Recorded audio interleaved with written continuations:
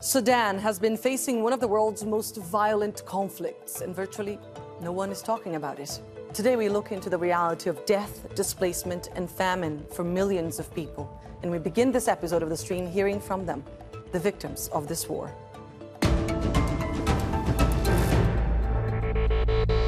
الصعوبات نحن الحرب عندنا شهرين يعني قاعدين تحت السراير ما في زول بيقدر بيطلع برا فقدنا الأكل فقدنا الشراب فقدنا المويه فقدنا الكهرباء في المدينة فقدنا الأسواق. How people like kill each other and women raped and they got assaulted by their own countries. When you come to see this world like and to see the other countries that developing and to see our country is getting down, it is very hard. But it's my country and it is my people. But I don't know what gets them to this fight. It is really meaningless. No words to say about it. It was horrible. It was horrible war. وحتى الدانات والانفجارات أثرت كثير على الأطفال السودانيين من البيئة النفسية لهم وكل حاجة يعني دمرت في السودان. ما في حاجة كويسة في السودان بقت. بس نسأل الله السلامة إن السودان يرجع بأمن وأمان ويكون زي زمان. And for a bit more context into the crisis, here are some of the devastating numbers out of Sudan according to different UN agencies. It is the world's largest displacement crisis, with over 10 million people forced to flee their homes. 25 million are facing acute levels of hunger. And according to the Sudanese Doctors Union, some 40,000 people have been killed. And by some other estimates, that number could be at least 3 times higher. To help us understand the magnitude of the problem here, we're joined today by Elbashir Idris, an activist and analyst, talking to us from Nairobi. Niemat Ahmadi, the founder of the Darfur Women Action Group. She's joining us from Washington, D.C. And Omer Elnaiem, head of UNHCR's Global Content Hub in Africa, who's joining us also from Nairobi. Thank you all so much for joining us here on the stream today. It's a pleasure to have you. Elbashir, let me start by asking you about these numbers and about this crisis of unprecedented proportions that is getting so little attention. Some people are talking about a forgotten war. Can I get your take here? Well, people talk about this as a forgotten war. However, what people forget, this is an ignored war, especially after 400 days, 15 months, coming into its 16th month. The numbers we're looking at aren't just easy numbers to read and to digest, especially considering that data collection is almost nigh impossible. Whatever statistics you're reading, they're heavily underreported, especially when it comes to the migrations, to the amount of people at risk of famine. The UN sees that at least 755,000 people are at a risk of extreme famine. And as such, the question raises is that as much as these migrations and famines are on the way, is there any way that we can put more attention back into it? But it's not a lack of attention, rather it's being purposefully ignored, especially the ramifications it has to neighboring countries, to the region, and internationally as well. As such, this is one of the world's worst ignored disasters. And it doesn't make it any easier, the fact that there's multiple ones happening across the world, and yet the world isn't just simply forgetting about the war zones, but it's clearly ignoring them. Sudan, as much as any other countries, are going through some of the worst times of its history and period, and it's people who are taking the most and the biggest brunt of it. Omer, whether this is again, as Elbashir said, something that the world is purposely ignoring, or that the world's attention is elsewhere, the consequences for you guys who are involved in the response to this crisis, because obviously you know this crisis well, you and your teams were the ones that actually filmed those videos for us, the videos that we started the show with, those testimonies. The consequences for you guys who are involved in the response are massive. I mean, the UN called on countries to ramp up aid efforts in Sudan. Their emergency aid response has received less than 17% of the required $3 billion. What does that mean for you guys? I think the question should be zooming out from the numbers that seem very high, $3 billion, right? who get affected are the individuals, the Sudanese people who are on the ground that have no access to water, healthcare, shelter, food. I think what's important is to, adding to Elbashir's point, the lack of coverage, interest, reporting on Sudan for many different reasons. One, I think we all forget that Sudan is still in an active war zone. So there is no access to the media, there is no access to documentation, as well Elbashir mentioned. But I've met people who don't know how are they going to get their next meal the next day. I've met people who don't know where they're going to sleep, if they are going to stay on the side of the road, or will they be moved to a camp where then some of their needs can get met. I've met individuals who literally were seeing the effect of the lack of funding in their lives. And I think that's an important point to keep in mind, because there's so many crises happening in the world right now. The global attention is going into very different directions, from the Ukraine to obviously all what we're watching and what's happening in Gaza. But in the space of all of this, it's these individuals, these human beings who now are basically feel left alone, if I may say so. Absolutely, feel abandoned. Niemat, to continue on this issue of whether or not the world can pay attention to more than one crisis at a time and can address more than one crisis at a time. There's also the issue, as Omer just said, this is an active war, and it's very difficult to access this active war. Many aid agencies are accusing these different warring parties of confiscating the aid, of not letting the aid go through. And meanwhile, people, as Omer said, are starving. What is your take here? Well, thank you for having me. I think the crisis in Sudan today is a crisis of a global magnitude that requires global response. Unfortunately, we don't see that global response. And as the two of my colleagues said, this is because it is an active war zone. We see as an active war zone whereby journalists go down, document atrocities. People don't react effectively because they don't see the number of children died as a result of malnutrition, the number of women died as a result of bombing. The numbers that we see of casualty is way underreported because people are frantic, people are running for their life, and to make the matter worse is cutting the communication access. There is no access to communication. So next door neighbor can die simply they cannot make that call, let alone the recent escalated violence in Elbashir, the expansion of the rapid support forces attack in central Sudan, in Sinnar area. All these areas, people have been left with nothing, and this is the rainy season in Sudan. So the impact of the war is really devastating right now. And because the global response, as you said, has been so disappointing, members of the Sudanese diaspora have been taking it upon themselves to raise money for aid. Let's have a look. So with the humanitarian crisis and the ongoing violence and war that's been happening in Sudan, there has been little to no humanitarian aid, leaving the Sudanese diaspora, Sudanese organizations and grassroots organizations in a position where they were forced to have to take up that responsibility of doing what they can to organize for the Sudanese people. Immediately after the war broke out on April 15, 2023, grassroots organizations on ground, community organizations and neighborhoods began working in coalition in order to distribute food, to distribute water, to help families in need of evacuation. And this again goes back to the Sudanese people constantly having to be the ones to help one another out and to be the first aid respondents, given that the rest of the world decided to turn a blind eye to what's happening in Sudan. A very complex situation. Elbashir, what more can you tell us about the role of the Sudanese diaspora in helping Sudanese people right now? Well, with international sanctions that make it very difficult for the Sudanese people to be able to send remittances and funds through direct methods and ways, the Sudanese people on the outside have been doing the best they can to essentially gather as much funds as possible and find ways to try and send that money into the country.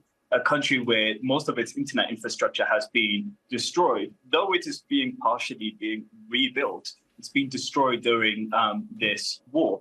Unfortunately, this also reflects on how people gain their money and their items. Without communication to the outside world, it makes it even much more difficult for those on the outside to be able to reach their loved ones, to be able to know what's going on. And it's due to the lack of attention, due to this ignored war. As Tertil perfectly said it, it's the Sudanese people through many different generations and ages that have come together to try and find new, ingenious, creative ways that are effective to get those aids and resources into Sudan. However, just as Tertil and just as I am, I'm just a normal, everyday, normal person. So is Tertil, so is a lot of us humanitarians or Sudanese diaspora humanitarians. And that's because we had to come in and fill the gap left by the professionals, by those who know what they're doing. And we've quickly, in the space of 1 year, had to quickly flip. As Tertil say, we were forced to be in this position. Nobody else is putting eyes on Sudan. So the only thing that we can do to actually reach a place of success and hope is essentially we have to save ourselves. And the Sudanese people inside and outside of Sudan are doing the best they can. And perhaps maybe the rest of the world can learn a thing or two on how the solidarity shown by the diaspora, by those communities within inside to try and help and feed those in need. Perhaps people can learn a thing or two on how the rest of us are trying to do this. Absolutely. Niemat, I wanted to ask you about, we've all been talking about how this is pretty much a war that's being waged on civilians, right? I wanted to ask you particularly about the situation for women and girls. How are they coping? How much are they suffering with this war? Well, unfortunately, this war has been largely fought on women's bodies. Abduction, sexual and gender-based violence has been used systematically, particularly in Darfur, in places like Al-Junaina and other places, and even in Khartoum. There are many missing girls who have not been retrieved until today. Their families do not know their whereabouts. And this is the direct impact, but also the indirect impact is that when there is war, it is women who are the frontline defenders who get out every day to help their people. Women can't run away, leave their children behind. They can't run away, leave their elderly behind. If you look at the number of the internally displaced people, the overwhelming majority are women and children. Those who fled the country into the neighboring country are mostly women-headed households. So you can imagine the level of impact, the direct impact. Mm-hmm. And also recently, I was speaking to a colleague from Elbashir, whereby I said the number of women and children killed, nobody documented them because people were running around, people were starved, the water sources were blocked, and then direct bombardment that every day taking place. And unfortunately, in the most vulnerable areas like the internally displaced camp, these are the people who live in the camp for more than 20 years. Mm-hmm. And today they become the most targeted and the most victimized, unfortunately. And women and children and women and girls have to bear the brunt of this war. Mm. And when we say this is the world's largest displacement crisis, we have one story to share with you. This is Omnia, who at just 21 has seen and experienced more than most. It started in 2023, April, when we had to flee our home in Khartoum state, when a war broke between the Rapid Support Militia and the Sudanese Armed Forces on April 15th. We had fled to a nearby city called Madani, which is a place many internally displaced people have fled to, as it's very close to Khartoum, the capital city of Sudan. When we reached Madani, the situation was very difficult as the city was not made to host that many people and the infrastructure was lacking. We spent days with no water, electricity, or food. But as time went on, our displacement in Madani was not as hard as we still lived in with our family. Unfortunately, we had to flee once again on December 15th, 2023, when the RSF have invaded the state of Jazeera and the capital of it, which is Anelise, once again displacing millions of people. We fled to a village in the same state as we were not able to leave. We were effectively trapped, and we stayed there for a month and a half, and unfortunately, the RSF have also came to the villages and they've looted every single vehicle, hence why we couldn't leave. In those villages, there was no water, no food, no healthcare, no medicines. We had shortage of everything. And thankfully, me and my family were able to flee. People in Sudan continue to get displaced every single day. Omer, that is one heartbreaking story, but there are so many of them, right? Can you tell us what the world's largest displacement crisis mean on the ground for you guys? How are you going about helping these people? So I've been a humanitarian with the UN for more than 10 years, and I've covered in the Middle East, in Asia, and I can tell you nothing I've seen anywhere else compares to what I've seen in Sudan. And I think the testimony that you've had was someone who was in Wad Medani. I was in Wad Medani and that part of the country last year in September, and now there's no access to Wad Medani. If I would summarize it, the crisis in Sudan right now has an effect on the people of Sudan, on the infrastructure of Sudan as a nation, and on its neighboring countries. Mm-hmm. Up until this moment, last month, 100,000 people still fled Sudan to neighboring countries who are already struggling with their own security issue. They're some of the poorest countries in the world, but they've opened their doors and they've welcomed refugees, and they need support and as well, not just Sudan or support inside Sudan. So the numbers speak volume, but it's these individual stories that I think need to be told more and more. Mm-hmm. People living in Sudan right now, and I don't know how to say it in simpler words, have access to nothing, basic necessities. Mm-hmm. Either they're afraid for their lives, so they're displaced, they're moving and they're fleeing from one place to another continuously, because you go to another town and then something happens and then you move. And that's the story of everybody I've met. They've had multiple displacement experiences and journeys. Mm-hmm. But at the same time, whatever they reach, there is no infrastructure or there is no access to support them with basic necessities and basic humanitarian aid. Niemat mentioned a point about Al-Fashir, which is a catastrophic situation of what's happening right now. And it's a very simple call to action. The humanitarian blockade needs to end immediately. A ceasefire needs to be put in place, because without the guns being put down, we just going to continue talking about what's happening in Sudan with no actual no resolution change or reaching people on the or no resolution. You mentioned something that I really want to address here before we move on to potentially negotiating this crisis and trying to put the weapons down. Niemat, you are from Darfur, and I wanted to ask you about it. Can you briefly explain the context of the conflict there and how it has contributed to the current situation in the country? And why do you think Darfur is often overlooked when discussing the broader war in Sudan? Mm-hmm. Well, as I always say, the current crisis in Sudan is a cost of ignoring and failure to resolve the long-standing crisis in Darfur. The genocide that started 20 years ago has never been resolved. People who have fled their homes, they remain in camps. 3 million people inside Darfur remain in camps. Nearly 373,000 people crossed the border to Chad. They never were able to go back. Why these people didn't go back? Simply because their attackers have yet to be apprehended or held accountable. And because of that, today, the situation in Darfur is extremely dangerous and different than any other places. And when this crisis erupted on April 15, we could see how in Darfur is different. We could see the confrontation between the Sudan armed forces and the rapid support forces in Khartoum and in other areas. But in Darfur, it's a systematic attack against the same people who have been singled out 20 years ago to be killed. Ethnically motivated targeting continue to be the case in Darfur. An attack on civilians. They're not targeting military headquarters or military bases.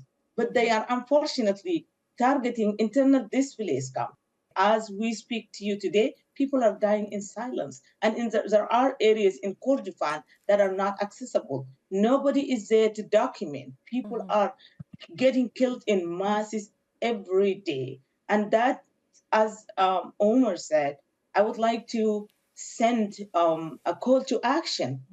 People have to speak up, have to let the world know that people are dying right now. When they say famine is looming, it's not looming. It is already there. Wow. So absolutely, they need the blockade and the fighting to end now, not today, not tomorrow. I would like to ask you one final thought from each one of you on the resolution, the possibility of a resolution to this conflict. We're almost out of time, so I would like for you guys to be brief if possible. What do you guys expect for the future of Sudan? Elbashir, can you go first?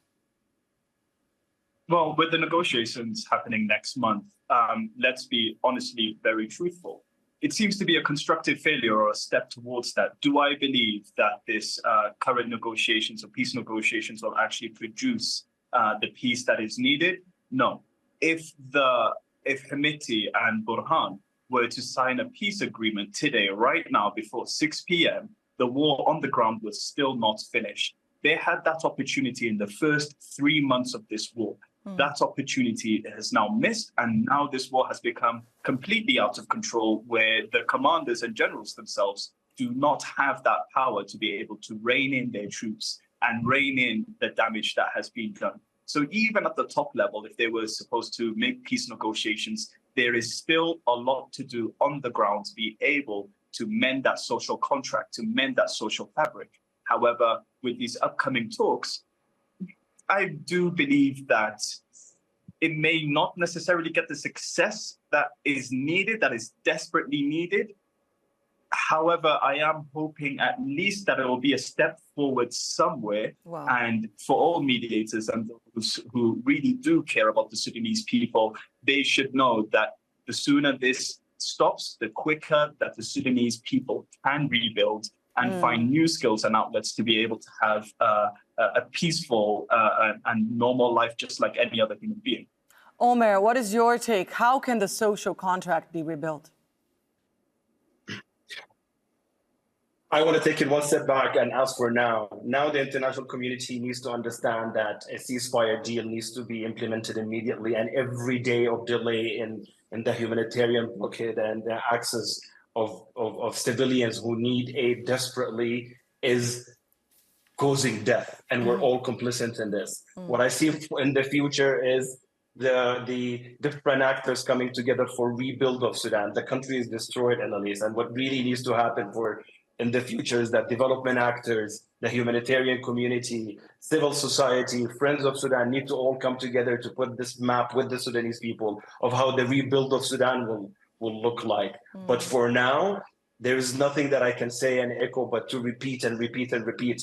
Every day we're silent about what's happening in Sudan. More people die. Every day we wait and not put pressure to the creation of humanitarian corridors. More people are not getting the medicine they need, the food they need, and the water they need to just survive. So if we're talking survival, what needs to happen now is an immediate putting of guns down and allowing the humanitarian actors to enter the country in all its parts to deliver aid when needed.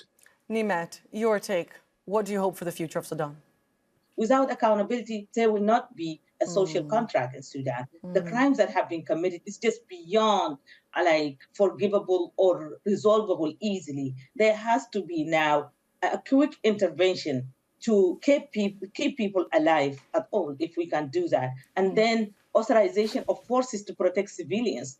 As Omer mentioned, that even if today there is a ceasefire, the number of militarization, the level of militarization and number of arms that is spread everywhere is not going to be controllable. So there is a need for a neutral party, neutral forces that can be on the ground to protect the people and also create an enabling environment for humanitarian aid agencies to be able to operate. Then there must be accountability. Then after that, peace will happen. The work ahead is enormous, but it needs to start now, and it needs to start with a ceasefire. Thank you all so much, Elbashir, Niemat, and Omer, for joining us here on the stream today.